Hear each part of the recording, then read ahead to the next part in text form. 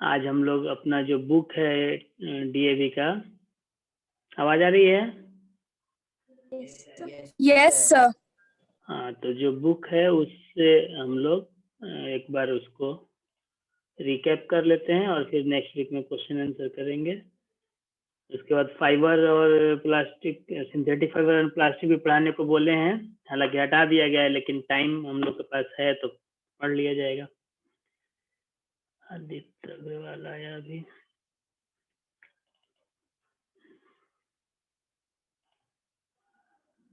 Book आ रहा है screen पे? Yes sir. सबसे पहले बताओ, Yes. What is water? Question अगर कोई पूछते कि what do you mean by water, क्या बताएंगे? Sir water is a natural resource. Very good. Air is also natural resource. What is the main difference between air and water?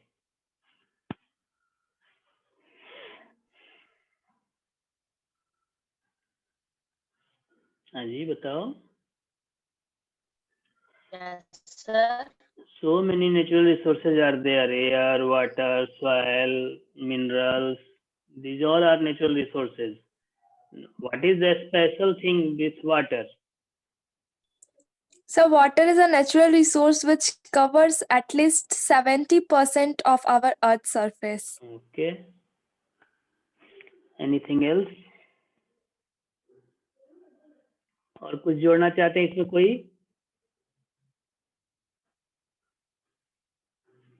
Sir, it is the basic requirement of life. Yes. After oxygen, it is the most required substance on the earth by living creatures. जितने भी living creatures हैं उनको जीने के लिए अगर oxygen के बाद किसी चीज की सबसे अधिक जरूरत है तो दैट इज वाटर। हम लोग 7th क्लास में पढ़े होंगे कि धरती पे, अर्थ पे, अब तो हमारे अर्थ पे पहले 75%, हम लोग जब पढ़ते थे तो या पढ़ाते भी थे शुरू में तो ये पढ़ाया जाता है कि 75% of our earth is covered with water. लेकिन अब धीरे धीरे लोग वाटर बॉडीज को सुखा करके, भर करके उस पे मकान, रोड ये सब बना रहे हैं, तो ऑलमोस्ट 70% वाटर है। But we have drinking water is only 0.3%। बाकी का जो पानी है, जो आपका 97% वाटर है, वो आपको ओशियंस, सीज, ये सब के फॉर्म में है, जिसके वाटर को हम लोग डायरेक्ट यूज नहीं कर सकते। आइस कैप्स है, ग्लेशियर्स है, उनके फॉर्म में है। उस वाटर को हम लोग जनरली यूज नहीं करते हैं, डायरेक्ट यूज नहीं करते हैं। सी वाटर को क्यों नहीं डायरेक्ट यूज कर सकते? सर क्योंकि वो सॉल्टी होता है। हमारा आवाज नहीं आ रहा सर प्रताप? क्योंकि वो सॉल्ट का अमाउंट बहुत ज्यादा होता है। हाँ, सॉल्ट सॉल्ट का अमाउंट बहुत ज्यादा होता उसको बोलते हैं सैलाइन। सैलाइन होता है यानी कि उसमें सॉल्ट का अमाउंट बहुत ज्यादा, सॉल्ट डिजोल्व होता है। और इवन उसमें कुछ ऑयल्स भी होते हैं सी वाटर में, जो ऑयल स्पिल्स के चलते आते हैं। तो उस पानी को हम लोग को पहले प्यूरिफाई करना पड़ेगा, तब यूज कर सकते हैं, तो इसलिए वो डायरेक्ट यूज का नहीं है। ग्लेशियर और आइस कैप्स पे जो आपके वाटर हैं, जो पहाड़ों पे बर्फ के फॉर्म में है, आइस के फॉर्म में, उसको भी डायरेक्ट यूज नहीं कर सकते। उसको यूज करने के लिए उसको पिघलाना पड़ेगा, लिक्विड फॉर्म में लाना पड़ेगा। तो only 3% water is there which is available in the rivers और पॉन्ड्स और lakes which can be used directly. Directly वो भी नहीं यूज कर सकते क्योंकि वो भी पॉल्यूटेड। वाटर के प्रॉपर्टीज बताओ तो, कोई कल बताए थे?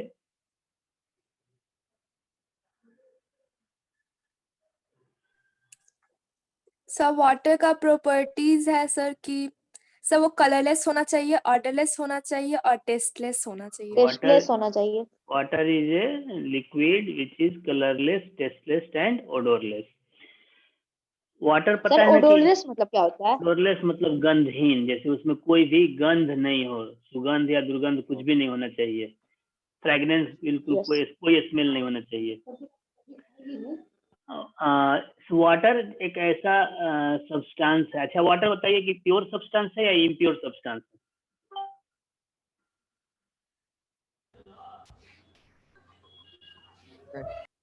सर इम्प्योर है। इम्प्योर है। कैसे इम्प्योर सर है? इम्प्योर है। तो उसमें डस्ट उस्ट जाता ही है। सर वो एक काइंड के एटम से नहीं बना है सर। इसलिए वो इम्प्योर हो गया। Do you know about compound an element? Yes sir, Yes, दो sir. एलिमेंट्स है, हाइड्रोजन और what is element? Sir, hydrogen.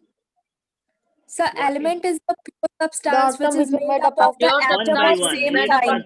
एक साथ दो तीन लोग नहीं बोलो, एक बार में एक आदमी बोलो, कोई एक आदमी बोलो। a pure substance pure- which is made up of same kind of atom. Okay, the element is the pure, not only pure, it is the purest and simplest substance which is made of only one kind of atom. जैसे 118 elements हैं, metal non metal lesson में बताए थे आप लोगों को। उसमें बहुत सारे हाइड्रोजन से लेकर के आपको यूरेनियम, प्लेटिनम सब है। What is compound? 7th class में पढ़े होंगे आप लोग। What is compound? Sir, compound is a pure substance which is made up of the molecule of same kind. Okay, molecule of same kind. Or what is molecule? Sir, a group of atom is called molecule. These atoms should be same or different?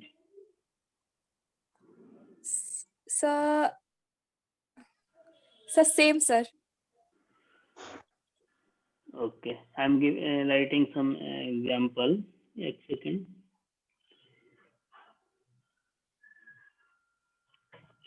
H2, H2O.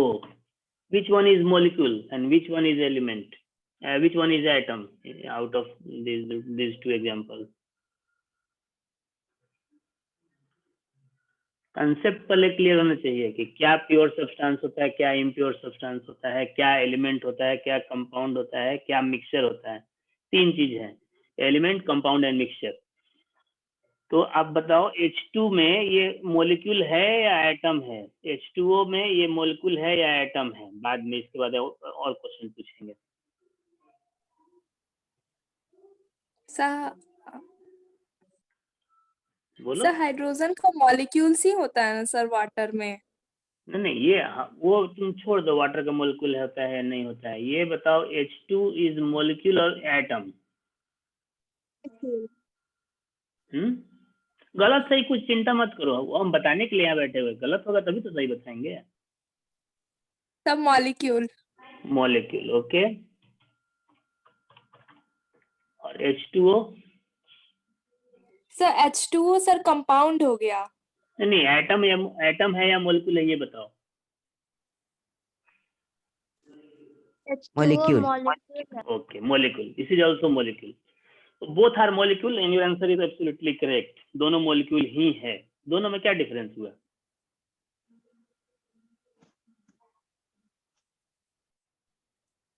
Sir एक hydrogen का molecule है और sir एक oxygen का है।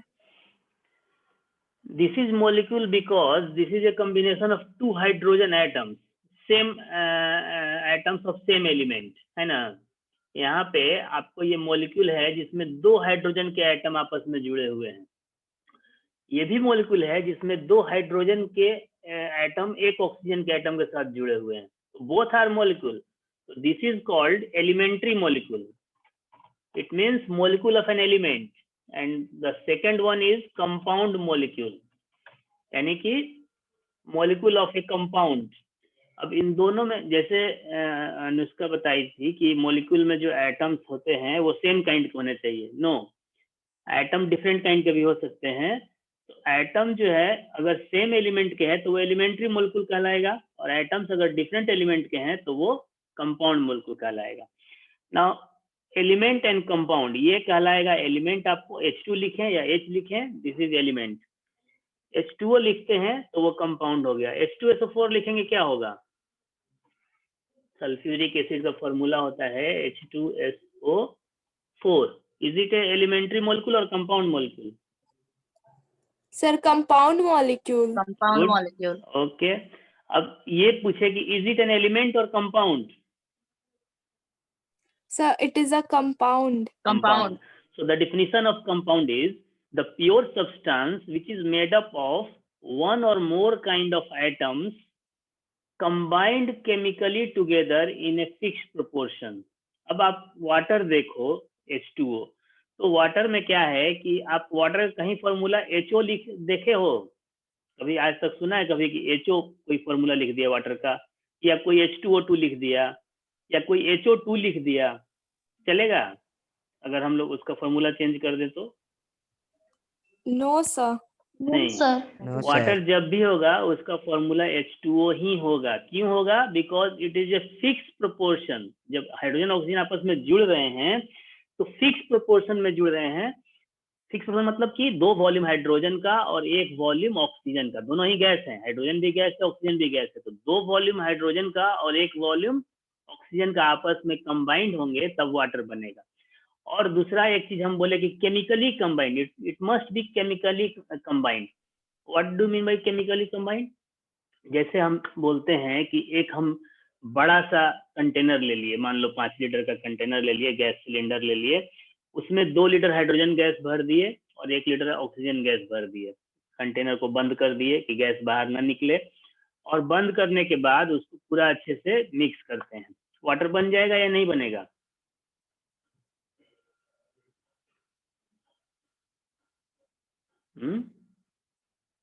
Question समझ में आया मेरा? सर नहीं बनेगा। नहीं बनेगा। क्यों नहीं बनेगा? सर क्योंकि सर वाटर बनाने के लिए सर प्रोसेस होता है सर, इलेक्ट्रिक करंट से सर उसको करवाया जाता है सर। इलेक्ट्रिक करंट से तो खैर उसको इलेक्ट्रोलाइज किया जाता है, उसको सेपरेट किया जाता है। बनाने के लिए हम बात कर रहे हैं। अरे क्या चाहिए? दो, जैसे हम लोग फॉर्मूला ये इक्वेशन लिखते हैं 7th क्लास का, अगर याद होगा तुम लोगों को, तो यही ना इक्वेशन लिखते हैं जी, 2H2 प्लस O2, ये आपका बन गया 2H2O। तो ये केमिकल इक्वेशन बिल्कुल सही है, बैलेंस भी है। तो इस केमिकल इक्वेशन में क्या कर रहा है? 2 लीटर हाइड्रोजन गैस लिए और 1 लीटर ऑक्सीजन गैस लिए और मिलाए तो 2 लीटर वाटर बन गया। तो हम तो वही कर रहे हैं कि भाई 2 लीटर एक सिलेंडर में हाइड्रोजन गैस ले लिए, 1 लीटर ऑक्सीजन गैस ले लिए, तो 2 लीटर वाटर बनना चाहिए ना? नहीं बनेगा। क्यों नहीं बनेगा? हम लोग जो प्रोसेस अपना रहे हैं that is physical process. Yes sir.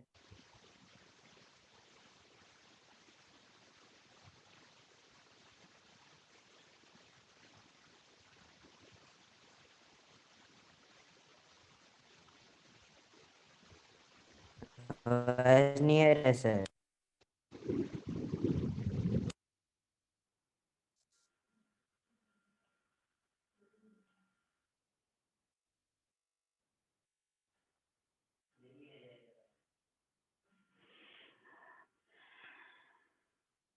Hello sir आवाज नहीं आ रहा है। हाँ अब आया। Yes sir. Yes sir. आ रहा है ना? वो बैटरी Yes, डाउन हो sir. गया थोड़ा सा, इसलिए। Yes, चलो ठीक है। तो sir. फिजिकल प्रोसेस में क्या होता है कि सिंपली कोई प्रोपोर्शन का फंडा नहीं है, कितना डाले कितना। अब जैसे वाटर को बोले इम्प्योर सब्सटेंस है, no, water is not impure substance, water is pure substance. यहाँ पे हम वाटर का फॉर्मूला लिखे H2O, अभी सब लोग बोले कि हाँ जी वाटर का फॉर्मूला है। इम्प्योर सब्सटेंस का कभी कोई फॉर्मूला नहीं हो सकता है, क्योंकि इम्प्योर सब्सटेंस का फिक्स प्रोपोर्शन नहीं होता है। सॉइल का कोई फॉर्मूला बता सकता है हमको? No sir. कि उसका कोई फिक्स प्रोपोर्शन नहीं होता है। कहीं के सॉइल में सैंड ज्यादा है, कहीं पे पीबल्स ज्यादा है, कहीं ह्यूमस ज्यादा है। उसी तरह से एयर का कोई फॉर्मूला बता सकता है? No sir. Because air is also impure substance. आपका कंपोजिशन बोलते हैं कि 78% नाइट्रोजन है, 21% ऑक्सीजन है, बट दैट इज नॉट 100%। हर जगह वैसा ही हो वो जरूरी नहीं है, वो एक मतलब एब्सोल्यूट नहीं है। तो कहीं पे जहाँ पे ग्रीनरी ज्यादा है, पेड़ पौधे जंगल ज्यादा है, वहाँ पे ऑक्सीजन हो सकता है कि आपको 22% भी हो जाए। और जहाँ पे कम है, अब दिल्ली चले जाएंगे, लंदन चले जाएंगे, तो वहाँ पे ऑक्सीजन आपको 20% भी मिल जाए तो बहुत है, कार्बन डाइऑक्साइड ज्यादा होगा वहाँ पे। तो इसलिए एयर इम्प्योर सब्सटेंस है। ये याद रखोगे कि कभी भी जिस चीज का फॉर्मूला है, केमिकल फॉर्मूला है कोई, that should not be A impure substance, वो हमेशा प्योर सब्सटेंस ही होगा। इसीलिए एलिमेंट और कंपाउंड को प्योर सब्सटेंस बोलते हैं, और उन दोनों का आपको फिक्स केमिकल फॉर्मूला होता है। तो वाटर इज प्योर सब्सटेंस, लेकिन वाटर जो है एक अच्छा ये हम बता रहे थे अभी कि वाटर जो है ऐसा गिने चुने सब्सटेंस में से है जो हमारे अर्थ पे तीनों स्टेट में पाया जाता है, तीनों फिजिकल स्टेट यानी सॉलिड, लिक्विड एंड गैस, तीनों फॉर्म में पाया जाता है। सॉलिड में आइस के फॉर्म में, लिक्विड में लिक्विड वाटर के फॉर्म में, और गैस में स्टीम के फॉर्म में। तो लिक्विड वाटर जो है that is called universal solvent. Solvent पता है किसको बोलते हैं? सॉल्यूशन जानते हो लोग? Yes sir. Solution is homogeneous mixture, आपसे 6th क्लास में पढ़े होंगे मिक्सचर के बारे में। तो solution is homogeneous mixture of 2 और मोर सब्सटेंस। पानी में अगर शुगर को मिला दिए तो जो रिजल्ट आया आपका वो सॉल्यूशन हो गया। लेकिन जरूरी नहीं कि हमेशा लिक्विड ही होगा। आपका जो ब्रास है, ब्रास अभी पढ़े, मेटल नॉन मेटल एलॉय पढ़े, तो ब्रास क्या होता है? सर पीतल। पीतल, पीतल तो ठीक है, उसको है क्या? एलॉय बोलेंगे, मेटल बोलेंगे, नॉन मेटल बोलेंगे। Sir alloy. एलॉय। किन दो मेटल्स का एलॉय? ओके, किन दो मेटल्स का एलॉय होता है? कॉपर और निकल। Sir copper nickel. Copper and निकल। Copper and zinc. Copper and zinc का एलॉय होता है वो ब्रास, पीतल जिसको बोलते हैं। तो उसमें आपको क्या बता सकते हैं आप पीतल देख के कि कॉपर कहाँ है और जिंक कहाँ है? No sir. तो ये भी एक मिक्सचर हुआ, alloy is a mixture, homogeneous mixture. तो आपको एलॉय भी होमोजेनियस मिक्सचर है और इसलिए एलॉय भी सॉल्यूशन कहलाएगा। अच्छा, सॉल्यूशन के 2 पार्ट होते हैं, एक होता है सोल्यूट और एक होता है सॉल्वेंट। तो जो कम अमाउंट में होगा वो सोल्यूट और जो ज्यादा अमाउंट में होगा वो सॉल्वेंट। ठीक है, ये अच्छे से समझ लो, 9th क्लास में फिर पढ़ने को मिलेगा। किसी भी सॉल्यूशन में, सॉल्यूशन क्या है पहले तो जान लो कि it is a homogeneous mixture of 2 और मोर सब्सटेंस। फिर सॉल्यूशन के 2 पार्ट हैं, सोल्यूट और सॉल्वेंट। तो जो कम अमाउंट में होगा वो सोल्यूट, जो ज्यादा अमाउंट में होगा वो सॉल्वेंट। बहुत सारे सॉल्वेंट हमारे पास हैं। अब जैसे मान लो कि वाटर और शुगर का एक मिक्सचर बनाते हैं, कौन सोल्यूट होगा कौन सॉल्वेंट होगा? सर वाटर सॉल्वेंट होगा। Very good. और शुगर सोल्यूट होगा। हम कहें कि नहीं, हमारा Yes. जो मिक्सचर बना है उसमें वाटर सोल्यूट है और शुगर सॉल्वेंट है, ये सब पॉसिबल है या नहीं? सर पॉसिबल है सर। हाँ सर शुगर का अमाउंट बढ़ा देंगे। बिल्कुल, वही यस सर, शुगर आप का अमाउंट बढ़ा डायरेक्ट नहीं देंगे। बता सकते कि कौन सोल्यूट है कौन सॉल्वेंट, अमाउंट पता होना चाहिए। जैसे आप 1 ग्लास वाटर में 2 चम्मच शुगर डाल के मिक्स कर दिए तो शुगर सोल्यूट हो गया, वाटर सॉल्वेंट हो गया। लेकिन 5 किलो शुगर के Yes, sir. कंटेनर में 2 चम्मच शुगर वाटर डाल दिए तो वहां पे वाटर सोल्यूट हो गया और शुगर सॉल्वेंट हो गया। सॉल्वेंट। एनीवे, ये तो समझाने के लिए था कि कौन किसको सोल्यूट करते हैं किसको सॉल्वेंट करते हैं। वाटर को कहा जाता है यूनिवर्सल सॉल्वेंट। ये इसका एक और प्रॉपर्टी है अपना कि water is known as universal solvent. Universal solvent का मतलब है कि वाटर में ऑलमोस्ट सारे चीज डिजोल्व हो जाते हैं। ऑलमोस्ट सारे चीज, 100% नहीं, कुछ चीजें हैं जैसे ऑयल है नहीं सोल्यूट होगा, ईटा पत्थर है, ये पीबल्स है वो नहीं डिजोल्व होगा, सैंड नहीं डिजोल्व होगा, but almost all the things are soluble into water. That is why water is known as universal solvent. अब इसके इसी प्रॉपर्टी के चलते ये पोल्यूट होता है। अब पानी में आप मिट्टी डालेंगे वो भी डिजोल्व हो जाएगा, नमक डालेंगे वो भी डिजोल्व हो जाएगा, पेंट डालेंगे वो भी लगभग डिजोल्व हो जाएगा, केमिकल डालेंगे वो भी डिजोल्व हो जाएगा। तो कहीं ना कहीं इसका ये जो प्रॉपर्टी है यूनिवर्सल सॉल्वेंट का, यही इसके पोल्यूशन का सबसे बड़ा कारण है। तो वाटर पोल्यूशन किसको बोलते हैं? कल हम लोग डिस्कस किए थे कि द मिक्सिंग ऑफ अनवांटेड और undesirable mixture of unwanted substances into water that harms the both living things and non-living. हाँ, वेरी गुड, याद तो है। तो उसको बोलते हैं वाटर पोल्यूशन। अब उसके सबसे पहला है कि सिम्टम क्या है। सिम्टम क्या है, कैसे पता चलेगा कि वाटर आपका पोल्यूटेड है? तो आपको यहाँ पे दिया हुआ है, स्क्रीन पे दिख रहा होगा,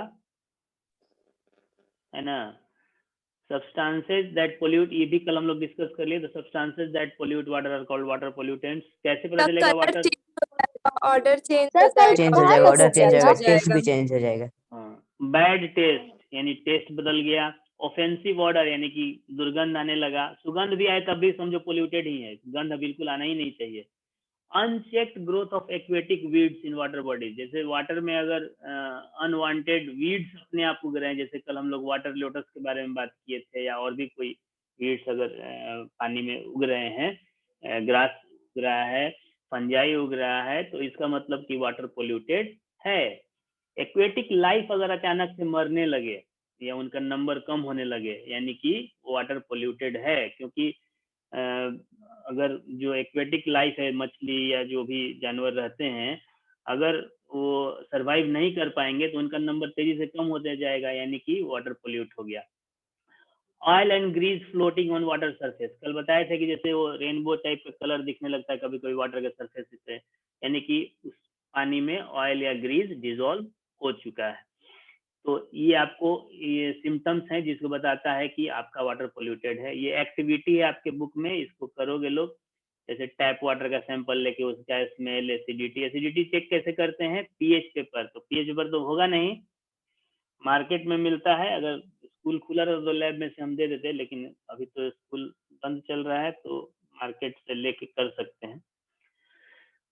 एक्टिविटी करने में अगर कोई हेल्प चाहिए होगा तो बाद में बात करेंगे हम लोग, हमको बोलोगे लोग, जो हो पाएगा हेल्प करेंगे। नेक्स्ट टॉपिक आपका कॉजेज ऑफ वाटर पोल्यूशन, इसका भी हम लोग कल डिस्कस किए थे कि सबसे बड़ा कारण है पॉपुलेशन। पॉपुलेशन बढ़ेगा तो सारे चीज का डिमांड बढ़ेगा, डिमांड बढ़ेगा तो एक्टिविटीज बढ़ेंगी, कपड़े ज्यादा साफ होंगे, लोग ज्यादा नहाएंगे, बाथरूम से ज्यादा वेस्ट वाटर निकलेगा और वो सब जाके वाटर को पोल्यूट करेगा। आवाज आ रही है? Yes Yes, sir. Yes sir. Okay. Yes sir. Next है आपका, कल भी बताए थे, डिफोरेस्टेशन भी एक बहुत बड़ा कारण है, क्योंकि पेड़ काटेंगे ज्यादा तो उससे क्या होगा कि जो फ्लड आएगा वो इम्प्योरिटीज को बहा करके वाटर बॉडीज में ले जाके डिपॉजिट कर देगा। इसके अलावा डोमेस्टिक सीवेज, जो हम लोग घर पे नहाने धोने में या घर की साफ सफाई से जो कचरा पानी निकलता है, सीवेज जिसको बोलते हैं, वो जाएगा वाटर बॉडीज में, उसको पोल्यूट करेगा। इंडस्ट्री से निकलने वाले जो वेस्ट हैं वो भी जा करके अल्टीमेटली वाटर बॉडीज को पोल्यूट करेंगे और उससे पानी से होने वाली बीमारियां जैसे कॉलरा, जॉन्डिस, डायरिया, ये सब बीमारियां होंगी। एग्रीकल्चर वेस्ट, और जो एग्रीकल्चर के फर्टिलिटी को बढ़ाने के लिए जो हम लोग केमिकल्स यूज करते हैं, फर्टिलाइजर्स, पेस्टिसाइड्स, उन सब का भी जो जैसे अब पौधों में फंगिसाइड्स, पेस्टिसाइड्स, फर्टिलाइजर्स डाले, वो मिट्टी में से बह करके बारिश होने पे या ऐसे भी पानी जब आप पटाएंगे उस पे, तो बह करके वाटर बॉडीज में जाएगा या अल्टीमेटली सॉइल एब्जॉर्ब करेगा और जमीन के नीचे नीचे वो जा करके वाटर बॉडीज में मिलेगा, तो उससे भी वाटर बॉडीज पोल्यूट होते हैं, जिसके कारण जितने भी जल में रहने वाले, पानी में रहने वाले एक्वेटिक एनिमल्स और प्लांट्स हैं, उनके लाइफ डैमेज होती है। डोमेस्टिक सीवेज के बारे में बात कर ही लिए हम लोग। उसमें क्या होता है, कल जैसे हम लोग बात की यूट्रोफिकेशन, वही यूट्रोफिकेशन यहाँ पे शॉर्ट में आपके बुक में दिया हुआ है कि डोमेस्टिक सीवेज के चलते जो वीड्स, एल्जाई, बैक्टीरिया, वो ज्यादा अमाउंट में ग्रो करने लगते हैं, तो ऑक्सीजन को ज्यादा एब्जॉर्ब करते हैं, तो उस पानी में ऑक्सीजन की कमी हो जाएगी और उसके चलते जो एक्वेटिक एनिमल्स हैं वो मर सकते हैं, बीमार हो सकते हैं, मर सकते हैं। ऑयल स्पिल्स, जैसे ऑयल टैंकर्स, आपको पता है कि सी बेड से ही आपको पेट्रोलियम को निकाला जाता है ड्रिल करके, तो उसमें ऑयल टैंकर्स, ऑयल पाइप्स लगे होते हैं सी के अंदर अंडरग्राउंड, और वो कभी कभी लीक होता है, तो वो जो पानी है, जो सॉरी ऑयल है, क्रूड ऑयल, वो वाटर में मिक्स हो जाता है और वो पूरे वाटर को पोल्यूट कर देता है, जिससे कि मैरीन लाइफ को, एक्वेटिक लाइफ को सब सेम चीज है। मैरीन लाइफ मतलब जो सी लाइफ है, समुद्र में जो रहने वाले जीव जंतु, उनको मैरीन लाइफ बोलते हैं। और pollution of water bye acid rain पढ़ाए थे ना पोल्यूशन ऑफ वाटर में, याद है? Yes sir.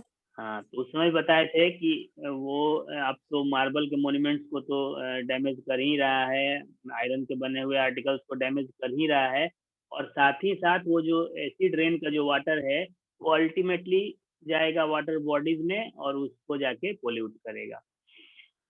तो इसमें सर क्रॉप्स को भी डैमेज करता है ना? हाँ, क्रॉप्स को भी डैमेज करेगा। नेक्स्ट है आपका पोर्टेबल वाटर। पोर्टेबल वाटर कल बताए थे, ऐसा पानी जिसको हम लोग बचा के बर्तन में इकट्ठा करके रखते हैं, यानी वो पीने योग्य पानी हो या फिर खाना बनाने योग्य जो पानी है उस पर्पस के लिए यूज होने वाला जो वाटर है उसी को पोर्टेबल वाटर कहते हैं। The water which is fit for drinking and for cooking purposes is called portable water.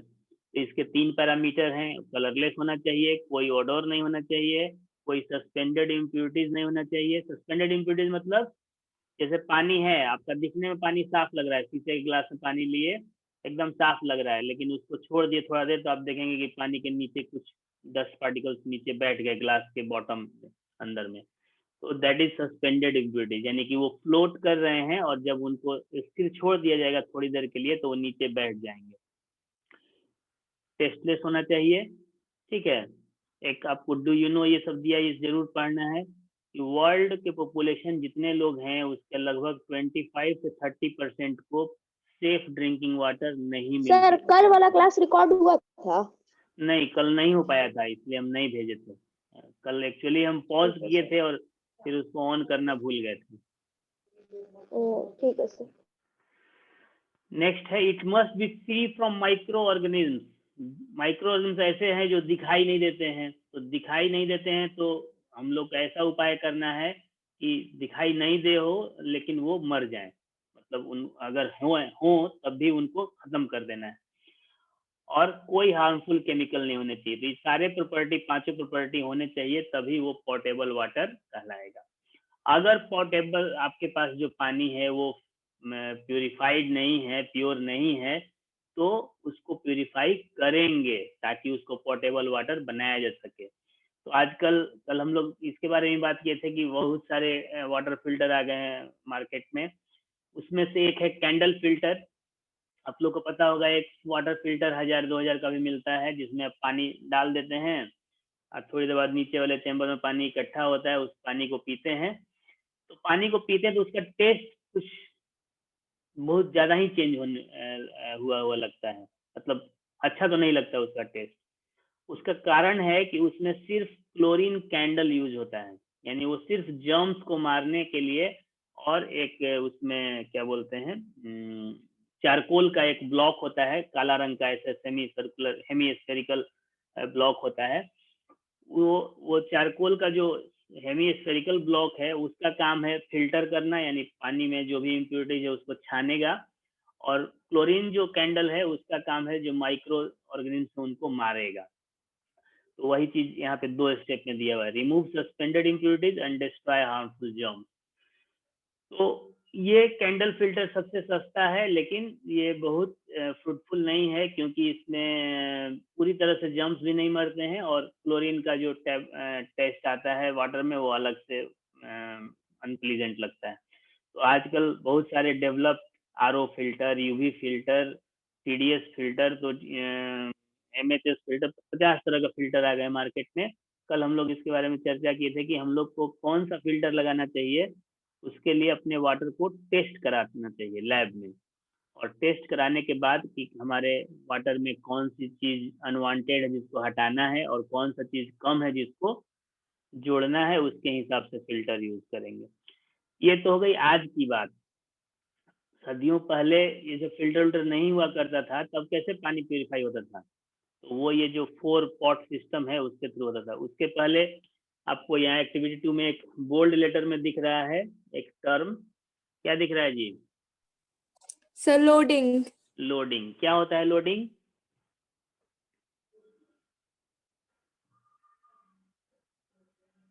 जैसे आपके पानी में डस्ट पार्टिकल है तो उसको छोड़ देंगे तो उसको बैठने में, मान लो कि 2 लीटर पानी है, उसको बैठने में कितना टाइम लग जाएगा?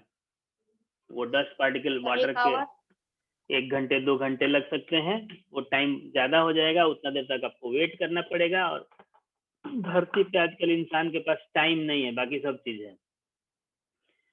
तो उस काम को फास्ट करने के लिए हम लोग तो मान लो छोटे स्केल की बात कर रहे हैं, लेकिन अगर इसको लार्ज स्केल पे सोचें कि जैसे कल हम लोग बात किए थे कि जो मेट्रोपॉलिटन सिटीज हैं वहां पे आपका जो सीवेज वाटर है वही प्यूरिफाई हो करके और फिर से पोर्टेबल वाटर के रूप में सप्लाई होता है, या सप्लाई वाटर के रूप में सप्लाई किया जाता है।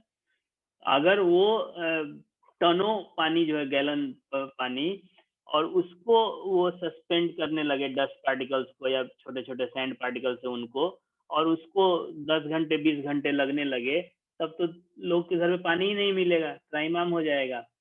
लोग जा करके धरना प्रदर्शन करने लगेंगे नगर पालिका म्युनिसिपल कॉरपोरेशन में।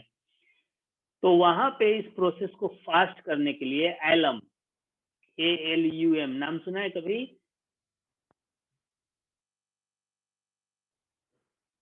नहीं, यहाँ लिखा हुआ है एलम, पूरा नहीं दिखाई दे रहा है, हम लिख देते हैं यहाँ पे।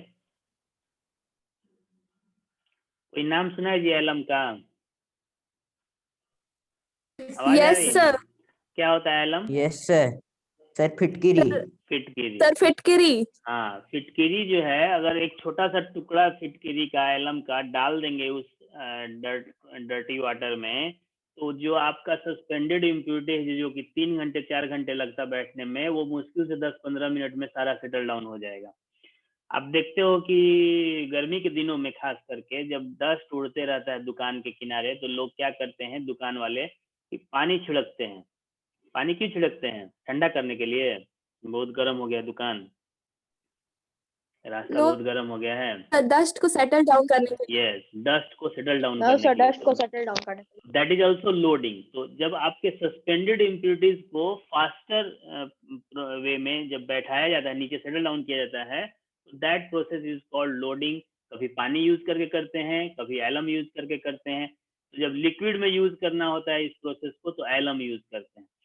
तो एलम यूज करने से सर वो जो आपके, पानी फेंक के करते हैं वो भी लोडिंग ही होता है। हाँ, वो भी लोडिंग ही होता है। हम लोग घर पे गर्मी के दिनों में या अपने घर के आसपास भी पानी डालते हैं, तो वो भी लोडिंग ही हुआ, वो डस्ट पार्टिकल्स को सेटल डाउन कर रहे हैं। तो लोडिंग सर क्लियर? ये किसी को 6 में कोई? पढ़ना था ना? हाँ, ये लोडिंग में किसी को कंफ्यूजन? No sir. चलो, अब आते हैं हम लोग एंशिएंट जो मेथड है उस पे बात करते हैं। और आज भी वही मेथड यूज करते हैं, खाली डिवाइस थोड़ा एडवांस हो गया है, थोड़ा हाई फाई दिखने लगा है, बाकी प्रोसेस वही सेम है। तो पहला जो आपका स्टेप है आपके प्यूरिफिकेशन का जो मेथड है उसका, वो है फिल्ट्रेशन, कि पानी को छान दें। जो भी उसमें बड़े इम्प्यूरिटीज हैं, सैंड, ग्रेवल, चारकोल, ये सब जो है, नहीं, ये जो भी इम्प्यूरिटीज है वो इनके थ्रू, सैंड, ग्रेवल, चारकोल के थ्रू 1 by 1 वो सब फिल्टर हो जाएगा, सब छान के निकल जाएगा। जैसे मान लो कि आपका सपोज नाली का पानी आ रहा है जो म्युनिसिपल कॉर्पोरेशन कर रहा है, तो उस पानी में कभी देखोगे जूता चप्पल भी बह के जा रहा है, कभी कचरा प्लास्टिक भी बह के जा रहा है। तो वो बड़ा बड़ा फिल्टर लगाए हुए हैं, उसको पहले जो बड़ा इम्प्यूरिटी है उसको छान के निकाल दिया, फिर महीन के लिए थोड़ा और महीन फिल्टर लगाएगा, उसको छान के निकालेगा। तो जितना छोटा इम्प्यूरिटीज होते जाएगा उसके हिसाब से जो फिल्टर होगा वो चेंज होते जाएगा। तो यहाँ पे भी आपको, जैसे आपको दिख रहा है कि सैंड, ग्रेवल, चारकोल, तो अब इसमें आपको ग्रेवल और चारकोल जो है सबसे ऊपर वाले कंटेनर में, पॉट में, सबसे ऊपर नहीं, सेकंड वाले में, सबसे ऊपर वाले में तो इम्प्योर वाटर है। तो ग्रेवल और चारकोल का जो साइज होता है वो बड़ा होता है, तो वो क्या होता है कि जो बड़े इम्प्योरिटीज है उनको छान के निकाल देगा। अब उससे जो छान करके निकला पानी वो फिर नीचे वाले में आया, तो उसमें कोर्स सैंड मतलब कि महीन बालू उसमें रखा हुआ है। अब वो महीन बालू से जब होके पास होगा, तो जितने छोटे छोटे इम्प्यूरिटीज हैं वो भी आपको फिल्टर हो जाएंगे। और तब आते हैं बॉइलिंग करने से बहुत सारे जर्म्स जो हैं वो मर जाते हैं, क्योंकि बॉइलिंग हाई टेम्परेचर पे किया जाता है। और उससे भी अगर नहीं मरे तब क्लोरीनेशन में क्या होता है, क्लोरीन टैबलेट्स या ब्लीचिंग पाउडर या पोटेशियम क्लोरेट, पोटेशियम क्लोरेट का नाम सुना है कभी? No sir. पोटेशियम क्लोरेट ये एक केमिकल होता है, इसका केमिकल फॉर्मूला KCl, ये L है, O3, KClO3, पोटेशियम K हो गया, Cl क्लोरीन और O3 से क्लोरेट हो गया। तो पोटेशियम क्लोरेट जो है, चूंकि ये भी क्लोरीन कंटेन कर रहा है, तो इसको यूज करके और क्लोरीनेशन किया जाता है, यानी कि जो जर्म्स हैं उनको मारा जाता है। और जर्म्स को मारने के बाद आपको वो वाटर प्यूरिफाई होता है, तब आप उसको यूज कर सकते हैं। तो आजकल के फिल्टर में भी वही सिर्फ चीज होता है। अब उसको अल्ट्रावायलेट रे से मारें, क्लोरीन टैबलेट से मारें, चारकोल से फिल्टर करें, किससे फिल्टर करें, वो अलग अलग कंपनी अपना अलग अलग तरीका अपनाता है। नेक्स्ट आते हैं treatment of major sources of water pollution. जो हमारे major source of water pollution कौन है? दो ही हैं, एक सीवेज यानी डोमेस्टिक जो वेस्ट वाटर है, और दूसरा इंडस्ट्रियल वेस्ट। तो इनका ट्रीटमेंट करें वाटर बॉडी में जाने से पहले, ताकि वो इम्प्योरिटीज कम से कम ले जाएं वाटर बॉडीज में। तो उसका आपको तरीका पहले ट्रीटमेंट ऑफ सीवेज का दिया हुआ है। Sewage must be churned. Churned एक वर्ड यूज किया, इसका मतलब क्या होता है जी?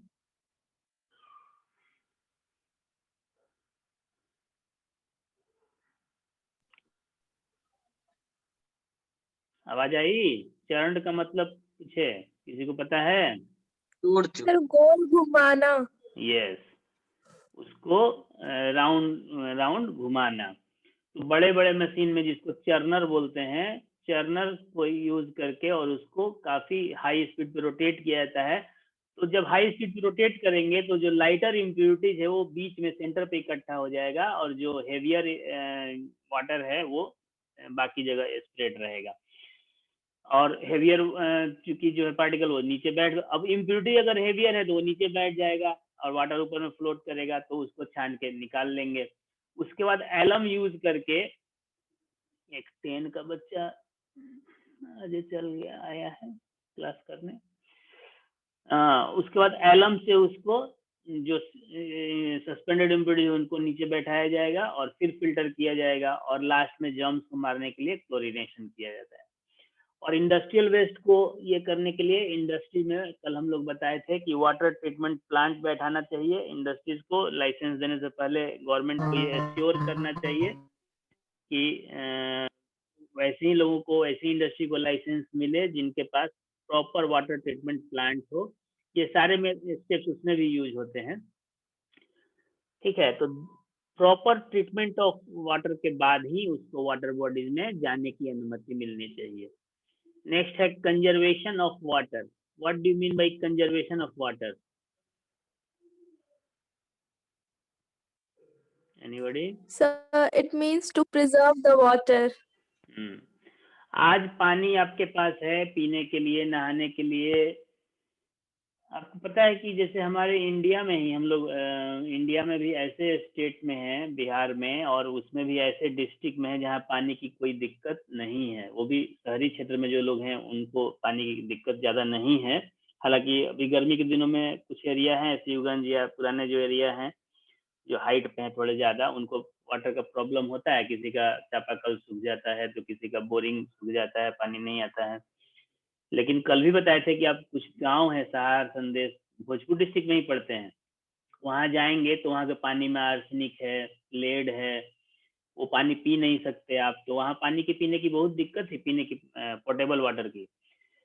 और बहुत सारे स्टेट ऐसे हैं जहाँ पे आप अपने मन से बोरिंग नहीं चला सकते हैं, क्योंकि वहाँ गवर्नमेंट का परमिशन तो यहाँ भी लेना चाहिए, लेकिन यहाँ कोई पानी की दिक्कत नहीं है तो कोई ज्यादा मायने नहीं रखता है, लेकिन वहाँ पे लेना पड़ता है। हम एक बार गुजरात गए थे, अहमदाबाद, तो होटल में वो टाइम टू टाइम पानी आता था, वो कोई बहुत बड़ा होटल नहीं था।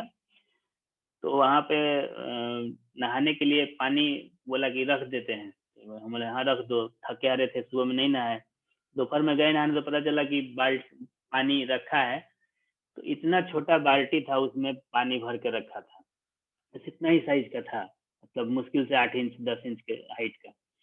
तो बोले कि पानी कहाँ रखा है जी? तो कह रहे कि वही तो पानी है, उसी से नहाना है। सोचो कि वहाँ पे नहाने के लिए उतना पानी है जितना में हम लोग यहाँ पे तो कुल्ला करते हैं, उससे अधिक पानी में। तो पानी बहुत जरूरी है, खास करके जो पोर्टेबल वाटर है वो बहुत कीमती है। तो जो चीज कीमती है अगर उसको बचा के नहीं रखेंगे तो फिर आगे प्रॉब्लम होगा। That is called conservation, conservation of water. कैसे कंजर्व करेंगे? इसमें बहुत सारे ऐसे बात हैं जो हम लोग बोलते हैं, हम लोग भी बोलते हैं, हम लोग भी नहीं करते हैं, लेकिन करनी चाहिए। सबसे पहला लिख रहा है कि अवॉइड यूजिंग शावर। बाथरूम में शावर लगा है तो उसको यूज मत करिए, बाल्टी और मग से नहाइए, है ना, कोई मानेगा ही नहीं, कहेगा तो फिर शावर लगाएंगे किस लिए, हम लोग तो शावर से ही नहाएंगे। दूसरा है, मान लो ये नहीं कर सकते, दूसरा कर सकते हैं ना, do not leave the tap open while brushing your teeth. जब हम लोग ब्रश कर रहे होते हैं तो कंटिन्यूअसली टैप फ्लो में चलते रहता है, उसको ऑफ कर देंगे। जब कुल्ला करना है उस समय पानी की जरूरत है तो उस समय सिर्फ ओपन करें। या हमारे घर पे जो बर्तन धोते हैं, जो भी लोग जिनका भी काम है, तो वो भी बर्तन धोते समय बीच बीच में अपना टैप चला के, पानी गिर रहा है और इधर उधर भी काम कर रहे हैं, कुछ पका भी रहे हैं, कभी सीरियल भी देख रहे हैं, तो वो नहीं होना चाहिए। जब आपको धोना है, पानी बर्तन में डालना है, तभी टैप ओपन हो। लीकेज, एक एक करके बूंद जो पानी गिरता है, कहीं पे आपका पाइप लीक हो रहा है या नल कोई लीक हो रहा है, तो वो साल भर में आपको कई गैलन पानी वेस्ट हो जाता है। आवाज आ रही है ना जी? Yes sir. कोई बोल नहीं रहा, इसलिए हमको लग रहा है कि आवाज आना बंद हो गया।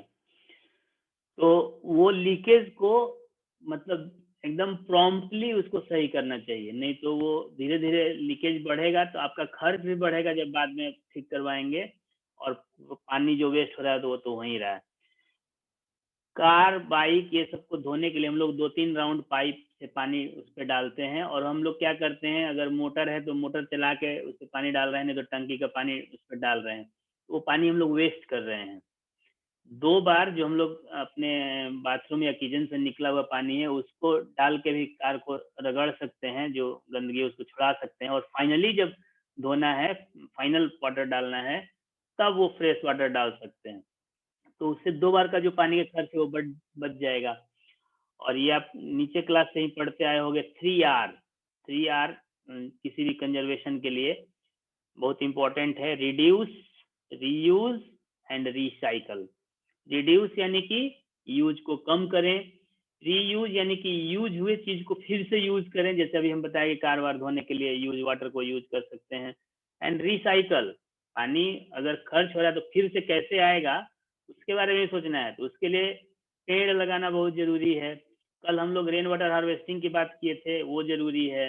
घर के पीछे में अपने खाली जमीन पे जो सोख्ता बनाने को बोले थे कि जो बाथरूम और किचन का पानी नाली में बह के न जाए बल्कि उसी में एब्जॉर्ब होते जाए, वो कर सकते हैं। इससे हमारा रिसाइकल हो सकता है वाटर। तो ये सारे कुछ आपको उपाय हैं जिनके थ्रू हम लोग वाटर को बचा सकते हैं।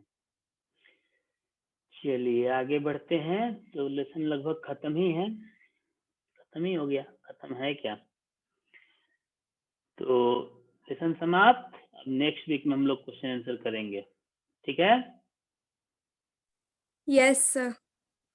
चलो पढ़ के आप लोग क्वेश्चन आंसर पहले से करते रहो। ये सारे जो कीवर्ड्स हैं, यू मस्ट नो है, ये सब जरूर से याद करना है, क्योंकि इससे भी बहुत सारे क्वेश्चंस आते हैं। आज का क्लास समाप्त किया जाए। Yes sir.